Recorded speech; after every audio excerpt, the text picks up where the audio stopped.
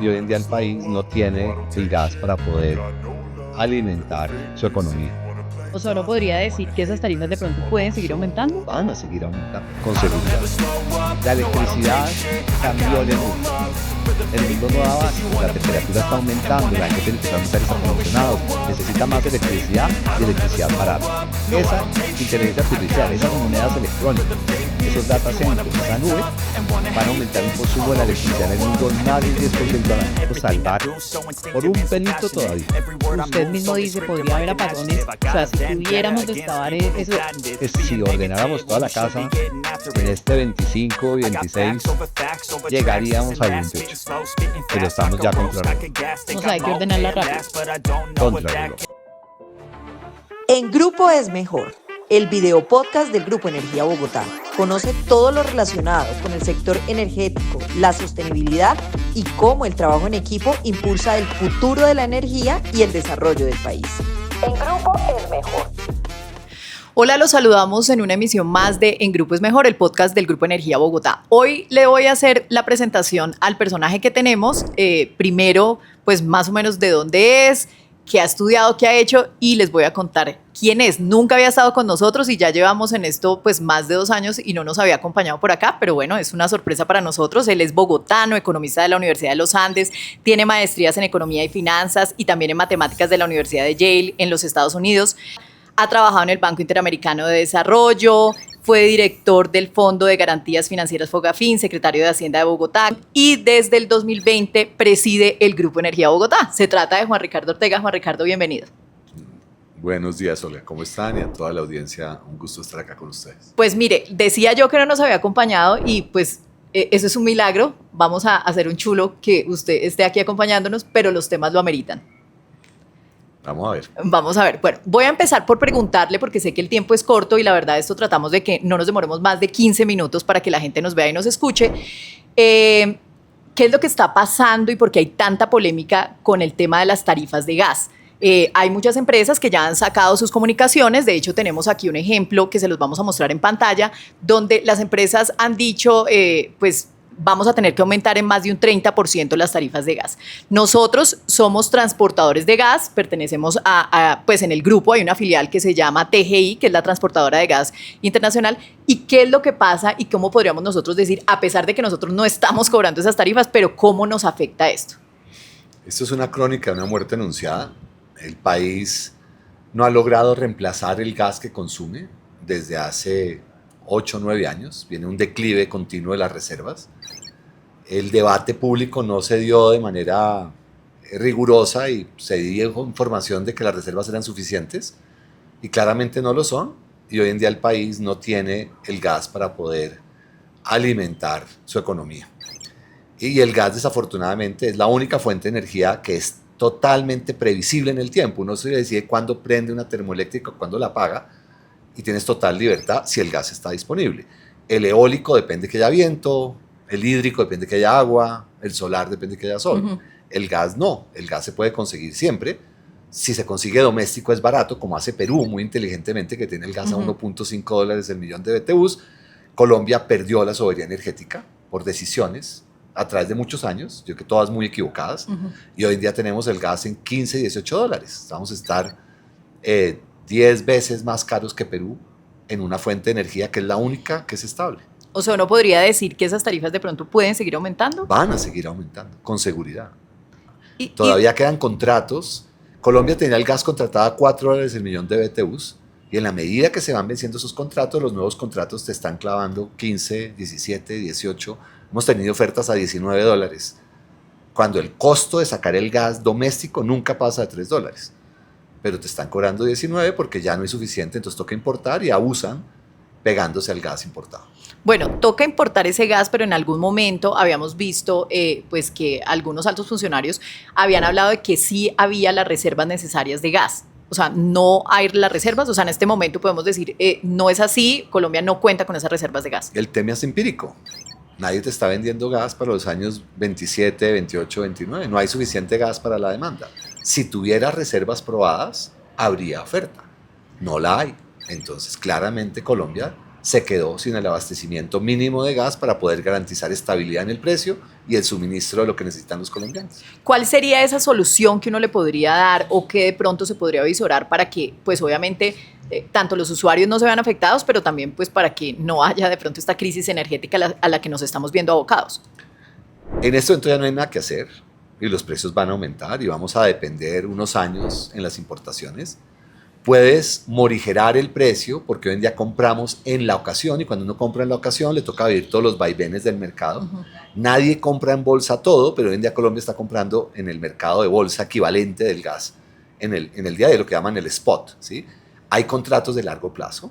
Colombia puede salir y se pueden conseguir contratos de largo plazo en Estados Unidos a $9, $10, que pueden ser montos más razonables que los 15, 16, 18 que están cobrando hoy en día, pero eso requiere cambios profundos en la regulación, porque los precios internacionales, inclusive a largo plazo, están indexados. Hay 3 índices, un índice en Europa, un índice en Asia y el Henry Hub, que es el índice de Luisiana de Estados Unidos. Debe haber una flexibilidad porque quien contrata a largo plazo va a tener una variación del precio en función del índice. Y el gas hoy en día es un energético que ha tenido mucha volatilidad por la guerra de Rusia con Ucrania. Entonces hay incertidumbre y vamos a vivir en un mundo incierto de precios de gas de aquí en adelante. Uno podría decir, y voy a hacer una pregunta que pues tal vez las personas que ven esto dicen, ese es un podcast institucional, no le va a preguntar lo que se debe, pero yo creo que hay que ponernos también, de pronto, qué está pensando mi mamá que de pronto cocina y que con gas y que pues obviamente le llega la factura. Ella podría decir, y pues de pronto por muchas de las polémicas que se viven hoy en día o sea, se aumentó el precio del gas, es para enriquecer a unos cuantos y enriquecer las empresas, sean transportistas, distribuidores y demás, y por eso es que está aumentando el precio del gas. ¿Qué tan cierto es eso o qué tan no real es ese cuento que a veces se le vende a la gente y se le vende al usuario final? Va a requerirse mucha regulación y vigilancia. Cuando hay escasez, siempre se presta para abusos y especulación. Uno no debe permitir que haya escasez, pero ya la hay. Y eso no hay nada que hacer. Tú tienes primero que tener una vigilancia del mercado externo. El país no debe quedar en manos de un solo monopolio, de uno solo empresa capaz de importar el gas, porque si solamente hay uno capaz de importar el gas, él va a poder comprar barato y vender mucho más caro.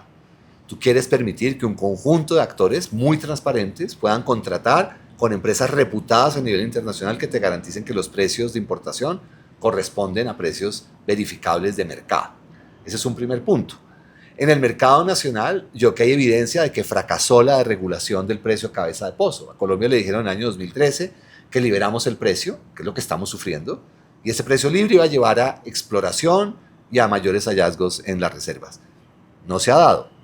Hay 2 razones. Tal vez los que se ganaron la plata con los precios no invirtieron lo suficiente en explorar porque sabían que podían subir los precios como lo están haciendo porque son monopolios. Esa es una opción. La otra, que el gobierno no fue proactivo en generar nuevas zonas para exploración o que las zonas de exploración se concentraron en pocas manos que utilizaron ese poder para poder extraer rentas. Claramente, en producción de gas hay rentas porque el gas que llega importado llega a $8 más caro que lo que cuesta cualquier gas en Colombia, porque tiene que ser enfriado a menos 160 grados, lo que se llama licuefacción, tiene que ser transportado en un congelador, que es lo que llaman los barcos LNG, y tiene que ser regasificado. Esas 3 cosas, $4.5 por millón de BTUs, $2.5 por millón de BTUs y $1.5 por millón de BTUs, te hacen que haya $8 de un costo que no tiene nada que ver con el gas al que llega el gas importado. Y el gas nacional, que tiene un costo de 3 y que se vendía a 4 o 5, brinca a 15, 16, metiéndose esos 8 de pura utilidad. Eso es una decisión de haber liberado un mercado que era monopólico. Y los monopolios no se portan bien cuando son libres. Si pudieran, digamos, tomarse nuevas decisiones en liberar ese mercado, ¿se podría ver una solución? Ya no hay solución porque ya un porcentaje del gas va a llegar caro, sí o sí, y cada vez va a ser mayor. El déficit de gas es creciente porque el declive de Cupiago y Cusiana es muy acelerado. Y va a ser importante que hagas un podcast con Jorge, que es nuestro presidente de TGI, que es un experto de gas, para que la gente tenga información de un verdadero experto. Cuando uno ve las cifras de nuestras juntas directivas y las cifras del país, los declives son rápidos. El país en el año 30 va a tener un faltante muy grande de gas. Y la narrativa que se le ha dado, que hay unas grandes fuentes y que somos autosuficientes, no corresponden a la realidad. En el momento en que logren entrar las nuevas fuentes, los huecos que han dejado Cupiago y Cusiana son muy grandes. Colombia tiene un faltante muy importante y se requiere muchísima exploración y debería ser una prioridad nacional. Esos pozos que están afuera de la Sierra Nevada en el Caribe van a tener más de 120 consultas previas y no han arrancado. Y tienen que tener el licenciamiento, tienen que tener el apoyo de la comunidad, y cuando eso ocurra, que yo no creo que sea antes de 2-3 años, tienes 2 años y 6 meses para que esté construido y ofertando 460 millones de pies cúbicos diarios. Eso no va a estar antes del 31-32. Y pues usted específicamente tiene experiencia con el tema de consultas previas. ¿Cuánto se Nosotros tardó? arrancamos en La Guajira con 70, terminamos haciendo 236 y es muy probable que tengamos que hacer más y que quedemos como unas 250. Y nos demoramos 5 años. Si se hicieran otras consultas, ¿se alargaría el proyecto, el tiempo en el que nos hemos comprometido a entregar No, ese proyecto? nosotros vamos a hacer eso en paralelo, pero es muy probable que haya más consultas. O sea, La Guajira es un territorio donde el diálogo social es muy intenso porque es una región que lleva muchos años olvidada por este país. Bueno, no le voy a preguntar todavía, colectora. Ya entendiendo un poco el tema del gas y pues que la situación es preocupante, con el tema de las tarifas de energía, pues también uno ve hoy las redes inundadas pues con todos los temas de por qué las altas tarifas de energía, especialmente en el Caribe, incluso pues hablan específicamente de Barranquilla, Santa Marta. Hace poco se hizo una protesta de los usuarios en contra de las empresas. Y pues uno dice, ¿qué es lo que está pasando con ese tema de las tarifas de energía? ¿Por qué esas tarifas hay unas poblaciones que pagan de verdad excesivos cobros en unas facturas que llegan en unos estratos no tan altos y llegan 600,000 pesos por una factura de energía? ¿Qué es lo que está pasando? Y que es un tema difícil de entender. Son muchas cosas. Primera, a la gente le llega un precio que subió y podemos entender por qué subió ese precio, eso es un capítulo, pero también un problema de cantidades. Lo primero, hay probablemente malas asignaciones de cantidades y puede haber abusos de algunas distribuidoras, que es un tema que requiere vigilancia. Nosotros hemos visto incrementos en lo que le certifican a la gente como consumo de kilovatios en el mes, que son difíciles de entender. La gente debe y tiene el derecho de poder ver el medidor. Por eso es la importancia de los medidores inteligentes. La gente va a poder ver en su celular de verdad qué está pasando con su consumo. Nosotros hicimos un podcast con Fernando Barrera precisamente sobre el tema de medidores inteligentes y de que esté estandarizado eso a nivel nacional, pues ayudaría a que las empresas incluso tomen mejores decisiones. Y sobre todo que el cálculo promedio, porque uno no visita todos los medidores, no se descache y termine imputándole un consumo estimado muy superior al consumo real, que puede llegar a perjudicar mucho a la gente. Y como en el Caribe hay zonas de consumos ilegales donde se roban la energía, puede terminar un cobro inflado por una estimación de un consumo en un área donde buena parte lo robó alguien.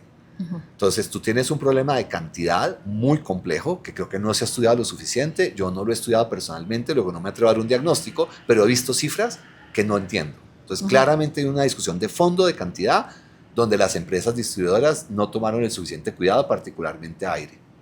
Y hay un tema de precio, y el tema de precio se compone en diferentes etapas. Hay unos cobros muy altos de unos impuestos locales de seguridad y del alumbrado público. El alumbrado público en Colombia se cobra a precios que a nuestro juicio son desmesurados. El Grupo Energía Bogotá presta servicios de alumbrado y cobra 5% de la factura y tiene utilidades razonables, como las que acepta la Junta, de un 12%. En Colombia hay sitios donde cobran 15% de la factura. Esa comparación que usted está haciendo es lo que nosotros prestamos, por ejemplo, en Perú. Sí. Nosotros prestamos servicios de alumbrado y cobramos 5% y alcanza. Que es un buen distinto a lo que servicio. pasa hoy en Colombia En con el Caribe cobraban 15%. las empresas que Sí. prestan ese servicio. Si yo cobro 5 y gano 12% y ellos cobran 10 puntos más que yo, por poquito ganan 150% al año. O sea, las utilidades que probablemente están ganando los negocios de alumbrado rayan cualquier esquema de abuso y especulación. Un retorno de Bill Gates a lo largo de su vida es 36% anual. Un retorno de una empresa seria, bien manejada, muy buena, es 15% anual. Empresas serias, grandes, que toman poco riesgo como nosotros, entre 10 y 12% anual. El promedio de los últimos años ha sido 9%, que hemos tenido años difíciles. Una persona natural, ahorrando con su plata, honestamente, sin hacer locuras, no gana más del 6% real.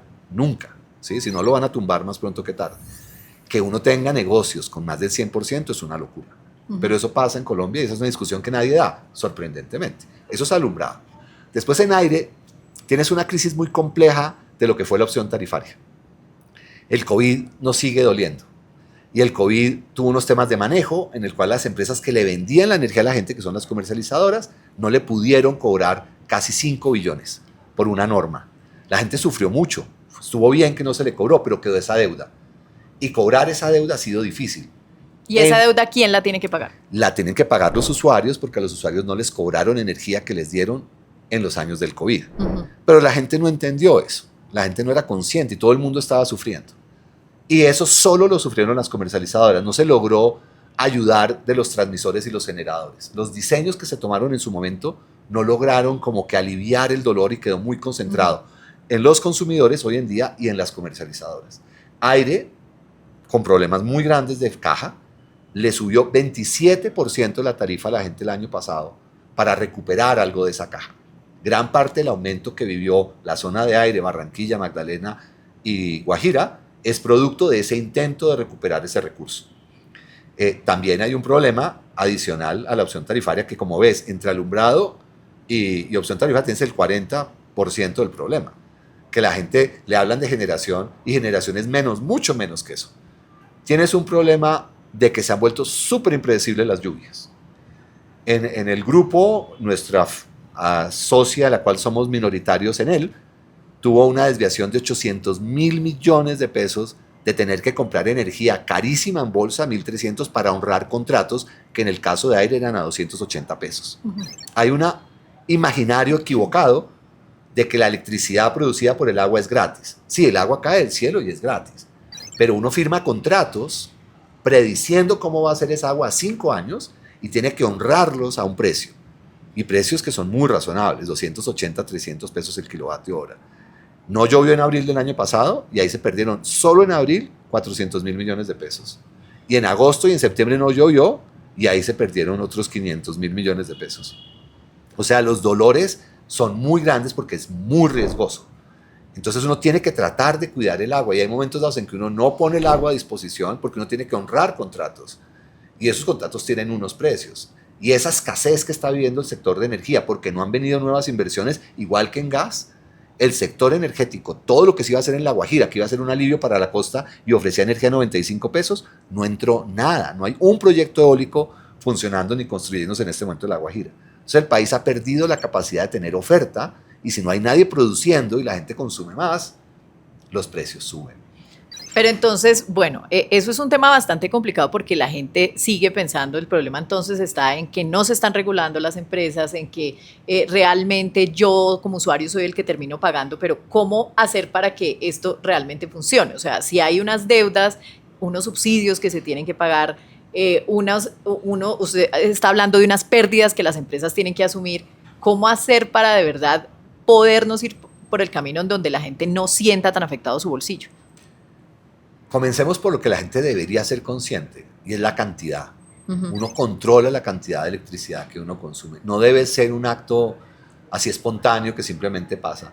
Bombillos de LED, dejar los bombillos apagados. Neveras que tengan buenos sellamientos. Si la nevera no ajusta, las neveras son el principal glotón de electricidad. Una nevera de la mejor calidad, que tenga todos los sellos de energía, de eficiencia energética, consume 60 kilovatios hora mes. Una muy buena nevera, ¿sí? Hay neveras en la costa que terminan consumiendo 150 porque no cierran bien. Si uno ve desgastado el plástico que hace el sellamiento de la nevera, es un problema muy grande. Dejar una nevera abierta, abrir y cerrar una nevera, todas son decisiones que están en manos nuestras. Si usa un microondas o no usa, secarse el pelo. Secar el pelo es de las cosas que más consume. O sea, hay una cantidad de cosas en el hogar que uno puede decidir usar o no usar, o controlar o no controlar. Un congelador viejo que tenga, cualquier congelador que tenga escarcha, es un monstruo, ¿sí? Eso le está robando la plata de su bolsillo. Los congeladores deben estar totalmente limpios. Si tienen escarcha es que no cerraron bien y se descongeló. O porque tiene mucho volumen, o porque está viejo, porque está desgastado, o porque antes algún día lo dejaron mal cerrado y ya tiene la escarcha que no permite que cierre bien. O sea, hay muchas cosas que los usuarios pueden controlar y deberían conocer y vigilar. Entonces, si uno disminuye la cantidad, le alivia el tema. El gobierno puede solucionar el tema de la opción tarifaria el día que quiera. Con una garantía, el Fondo de Solidaridad, que está regulado en la ley, permitiría sacar una ley muy rápido, en un mes puede salir una ley de este tema con mensaje de urgencia, y le alivia el tema. El gobierno trató de meterla en la ley de financiamiento, pero no hay necesidad de meter la solución de la opción tarifaria en una ley de financiamiento que es tan polémica. Los gobiernos deciden cómo presentan una ley, si uno quiere que salga, uno la presenta sola. Hay un tema de robo de subsidios. Hay gente que está registrándose en estrato 1 y 2 que no son estrato 1 y 2. Y hay consumos en estrato 1 en Barranquilla y en Santa Marta de 2.000 kilovatios hora mes. Esa cifra que para la gente tal vez no diga nada es ridícula. Una casa estrato 6 en Santa Marta, 4 cuartos, aire acondicionado, no consume más de 350 kilovatios hora. O sea, estamos hablando de un tema de opción tarifaria que el gobierno por ley podría estar en el Congreso esto, mejor dicho, con mensaje de urgencia y se podría solucionar. Muy importante, 20 y pico % de la factura. Eso es bastante. Alumbrado público se podría regular. Bueno, alumbrado público. Y el otro tema es de los subsidios. Si le estoy entendiendo bien, hay unas facturas de unas personas que están estratificadas como estratos 1 y 2, pero realmente son casas de personas que no son estratos 1 y 2 y reciben subsidios. Y no pagan la contribución, que es lo más importante, porque todas las personas de estratos 5, 6 pagan 20% de su cuenta para poder ayudar a las personas de estratos 1, 2 y 3, que tienen subsidios de 60, 50 y 15%.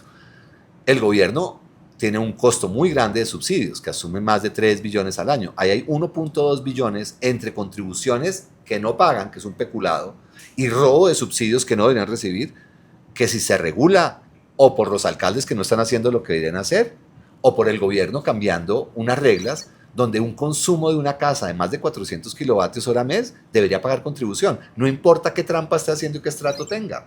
El consumo revela la capacidad de riqueza. Gastarse 400 kilovatios hora mes es difícil. O sea, mi consumo en Bogotá es de 150 kilovatios hora mes. Y yo cocino en horno, y cocino todos los días, y tengo lavadora, no uso secadora porque gasta mucha electricidad. Yo cuelgo en una cuerda la ropa. Y se daña la ropa con la No se daña la ropa. No, con la secadora. Sí. Es mejor. Y yo lavo con agua fría. Casi nunca lavo, pues la ropa nunca está muy limpia, pero pues son otros detalles. Bueno, pero entonces, usted, digamos, como un presidente acá responsable de una empresa que es público-privada como el Grupo Energía Bogotá, si en algún momento alguien requiriera y dijera, venga, Juan Ricardo, usted ha hablado ahí de que podemos regular esto con opción tarifaria, algún congresista o algo, ¿usted estaría dispuesto a que uno le pudiera mostrar? Hemos hecho estudios, mejor dicho, como demostrar de que por ese camino nos puede ir mucho mejor para que la gente sienta aliviado su bolsillo. Entre los muchos trabajos que he tenido la suerte de tener, yo fui director de Fogafín, donde se manejó la crisis financiera dramática, donde se quebraron 800 hogares que no pudieron pagar sus hipotecas en el año 98. Yo sé que ya esos son muchos años y para muchos de la audiencia que no han visto eso. Y en ese momento se inventaron los bonos Fogafín, que es la misma idea de la opción tarifaria.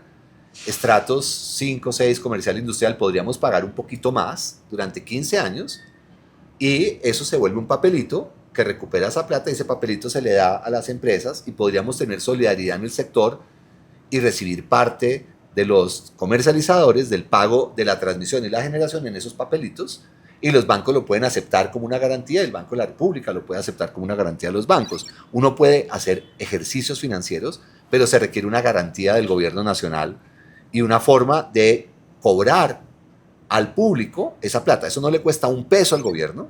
Si la garantía se hace bien hecha, la garantía obviamente se hace para que nunca tenga que honrarse. Eso ya se hizo en la crisis de Fogafín. Yo manejé esos bonos y esos créditos y eso al gobierno no le costó un peso. Y se logró solucionar un problema que una generación no lo puede absorber, porque un problema de 5 billones que lo pague un grupo nomás en un momento del tiempo es imposible, pero a lo largo de 15 años todos podemos aguantar la carga de ese dolor, y fue un dolor que no es culpa de nadie y que hay que aliviar. Pero llevamos 3 años rogando que se tome una decisión. O sea, y yo creo que es momento de resolver los problemas por donde se pueden resolver. Decirle a la gente que lo que se cobra en energía es ilícito es muy lejano a la realidad y puede generar el mayor problema, es que la gente deje pagar por algo que vale la pena, que es bueno, que es competitivo y que tiene un problema de precios por una serie de malas suertes y malas decisiones, que no es culpa per se de nadie la mala suerte, y las malas decisiones se toca enmendarlas, no hay otra opción. O sea, se necesitan soluciones y también voluntad para poder enmendar, digamos, por ejemplo, esto que no, tal vez... Y diálogo para que la gente tenga información veraz de lo que pasa, porque hay un problema muy complejo en la costa, y es que hay un 30% de pérdidas de gente que se roba la energía. Y ese robo de energía hay gente muy pobre que hay que buscarle una solución. El presidente tiene una buena idea con las comunidades energéticas. Sin lugar a dudas, ese es un camino que hay que seguir. Pero también hay personas ricas y hay apartamentos que se consiguen en la costa que dicen que el aire acondicionado central no está conectado al medidor. Que esa es una información que a uno le debería producir un poquito de angustia, porque como que lo más caro en el uso de electricidad, que es el aire acondicionado central, no está conectado al medidor. Entonces, ¿qué le alimenta la electricidad a ese? ¿De dónde está sacando la electricidad para ese aire Eso es un acondicionado? robo que debe ser penal y debe haber autoridades que cumplan. Y hay 1 billón de pesos de deudas de entes oficiales, municipios, alcaldías que no pagan. Y la cultura del no pago carcome cualquier sociedad, porque el día que uno cree que uno siendo vivo puede obtener todo a costa de los demás, pues terminamos perdiendo todos. El mundo de los vivos es el mundo de los bobos, porque vamos a terminar con apagones otra vez y la gente sufre muchísimo cuando hay un apagón. Precisamente con eso de los apagones, y pues ya para ir cerrando, le voy a preguntar algo de los proyectos de transmisión, que usted ha sido también enfático en que hay muchos proyectos de transmisión que si no avanzan, pues podemos estar en una crisis importante con el tema de suministro de energía, incluso para viviendas nuevas, para data centers. O sea, ¿cómo va eso? La electricidad cambió en el mundo. Estamos en un momento que puede asimilarse a la invención de la imprenta en la época de Gutenberg, en el 1400. O sea, estamos en un cambio de era, que es difícil porque estamos en la mitad de visualizar, pero la evidencia es clara. Hoy en día las fotos de todo están en la nube. ¿Qué diablos es eso? Yo no sé. La inteligencia artificial está permeando todos los trabajos. Ya no hay un niño que no haga un ensayo con ChatGPT o lo que sean todas esas herramientas mágicas, que la verdad son mágicas. El trabajo de la gente hoy en día para hacer una presentación de Excel, que eran de PowerPoint, que eran 5 o 6 horas, la puede hacer la inteligencia artificial en 15, 20 minutos. O sea, el mundo se transformó. Hay unas herramientas nuevas que la verdad son muy poderosas y que el nuevo hombre va a ser un dúo como era el hombre-caballo durante siglos, ahora va a ser hombre-inteligencia artificial. La persona que no sepa manejar esas herramientas va a tener problemas de empleabilidad y problemas de ser efectivo y eficiente en sus labores. Esa inteligencia artificial, esas monedas electrónicas, esos data centers, esa nube, van a aumentar un consumo de la electricidad en el mundo en más del 10% al año. Eso requiere inversiones equivalentes a todo lo que se hizo en la revolución industrial, porque el mundo va a ser muy distinto. Para eso hay que poder hacer transmisión, redes rápidamente, pero en Colombia los trámites son como si uno fuera a generar veneno y hay bloqueos por la ciudadanía, mucho por mentiras y desinformación, también por errores en el manejo de las comunidades, pero si eso no cambia y no se construye la infraestructura, el caso de Bogotá se va a quedar sin energía y la gente en Tocancipá está muy frustrada por Termocipa porque bota un montón de hollín, una termoeléctrica de los años 40, vieja, obsoleta, que el país no debería usar, pero como no se puede traer electricidad porque no hay torres de transmisión, no que tenemos opción distinta para abastecer la capital que usar Termocipa. Y eso es por no tomar decisiones.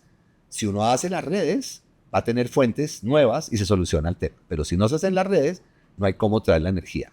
La Guajira es una oportunidad inmensa para el país de una energía súper limpia y súper competitiva, 95 pesos el kilovatio hora, cuando está en la bolsa en 400, 500. Esa energía dependía de una línea de transmisión. Como ya lo dijiste, un montón de consultas previas y unas dificultades de diálogo social por la polarización del país. 5 años de demora. 5 años.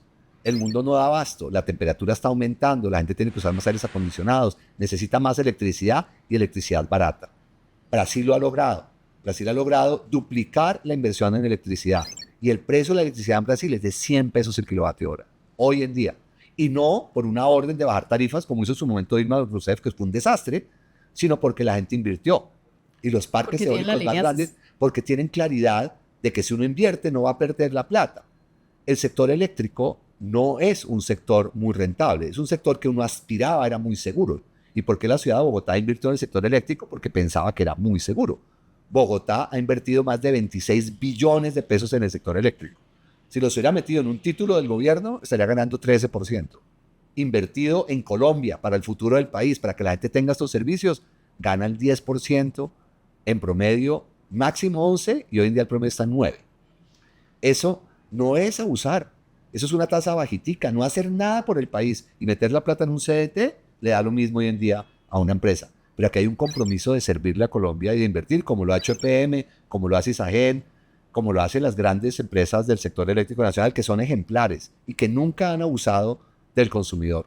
Lo que pasa es que estamos en una coyuntura de un mundo que cambió climáticamente. Las temperaturas aumentaron, la gente consume más, las lluvias cambiaron, estamos perdiendo plata como locos porque no sabemos manejar los contratos en ese contexto. El país decidió suicidarse en gas y volverse dependiente de unos precios carísimos internacionales que contaminan un montón. Una serie de decisiones y de infortunios y de un cambio en un momento en que la electricidad es el pilar de cualquier economía que aspire a ser próspera. Complicadas conclusiones las que usted deja, Juan Ricardo. Le voy a hacer una pregunta. En temas de transmisión, ¿cómo podría uno decir que es el atraso que tenemos hoy? ¿De cuántos años o...?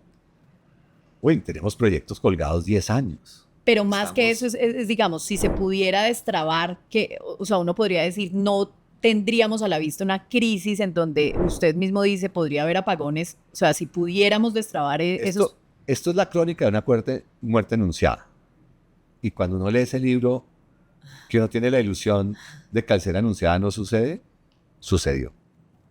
Yo creo que Colombia hoy en día ya está en la literatura de Macoto. Se han cometido muchos errores. Si tuviéramos un poquito de suerte, y la suerte siempre ayuda, y se mejora un poquito las lluvias, y lográramos destrabar los proyectos, y la gente confiara e invirtiera $12,000 millones en generación, los precios bajarían. Si se hicieran decisiones agresivas para poder recuperar el gas, con gas y con inversiones en generación, nos podemos salvar por un pelito todavía, porque ya no nos queda tiempo. Uno no construye un proyecto de estos de un día para otro. Estos no los vende en un supermercado que uno sale y enchufa, no. Estos son proyectos de ingeniería muy difíciles, de tecnologías complejas, que en el mejor horizonte, 2 años. Y en el 28 la situación ya está verdaderamente colorada. Entonces, si ordenáramos toda la casa en este 25 y 26, llegaríamos al 28. Pero estamos ya contrarreloj. O sea, hay que ordenarla rápido. Contrarreloj. Bueno, para finalizar, Colectora. Buenas noticias de Colectora. ¿no? Mucho apoyo del gobierno. De verdad decidido. Y gracias a eso, en agosto del próximo año debemos terminar toda la línea y en junio de este año la línea Cuestecita. Y vamos a terminar la línea y no va a haber un electrón que brinque a la línea, porque no hay ningún proyecto. ¿Y esos proyectos están avanzando o...? No hay ningún proyecto. Bueno, no voy a preguntarle más porque aquí estaríamos pues toda más de 1 hora hablando de estos proyectos. Sin embargo, Juan Ricardo, voy a hacerle caso. Vamos a venir acá con Jorge Nado, presidente de TGI, gerente de TGI, y él nos puede aclarar algunas de esas dudas que quedan ahí por el aire. Es Juan Ricardo Ortega, presidente del Grupo Energía Bogotá. Muchas gracias por estar acá. Con mucho gusto. Esperamos que después nos vuelva a acompañar para temas más prósperos y dinámicos. Así lo haremos. Tiempo de noticias en Grupo Es Mejor. HEP sigue liderando el top de las empresas de energía más sostenibles del mundo. S&P Global incluyó al Grupo Energía Bogotá y su filial TGI en el Anuario de Sostenibilidad 2025 por su alto desempeño en la gestión de asuntos sociales, ambientales, económicos y de gobernanza. El HEP recibe este reconocimiento por 4º año consecutivo, luego de la evaluación hecha a 7.690 compañías en el 2024, de las cuales 780 fueron incluidas en la publicación, entre ellas 20 de Colombia. Colombia, Perú y Guatemala tienen 110 expertos en cambio climático. El Grupo Energía Bogotá, en alianza con la Universidad de EAN, certificó a 110 trabajadores de sus filiales en Colombia, Perú y Guatemala en cambio climático con enfoque en el sector energético. Frente al desafío que representa el cambio climático a nivel mundial, educar significa aportar a la materialización del compromiso de contribuir a la mitigación de la crisis climática para mejorar la vida de la gente. Electrodunas, filial del HEP en Perú, transforma residuos en concreto en productos ecológicos. El proyecto se llama Ecomuretes y consiste en reutilizar postes en desuso para construir muretes ecológicos que son esenciales para la instalación de suministros eléctricos. Esta iniciativa beneficia a familias en condición de vulnerabilidad en la región de Ica. El objetivo del proyecto es ofrecer una alternativa más económica y sostenible para el futuro, aportando a la economía circular y al cuidado del planeta. ¿Sabías que la energía eléctrica es vital para la sociedad moderna? Desde la tecnología que usamos hasta la operación de los sistemas de transporte y comunicación requieren de ella. Por eso, contar con la infraestructura que asegure la transmisión es fundamental. Proyectos estratégicos como Norte y Sogamoso del Grupo Energía Bogotá son claves para garantizar el suministro eléctrico que sostiene nuestra vida moderna, en especial quienes viven en la región central y la capital colombiana.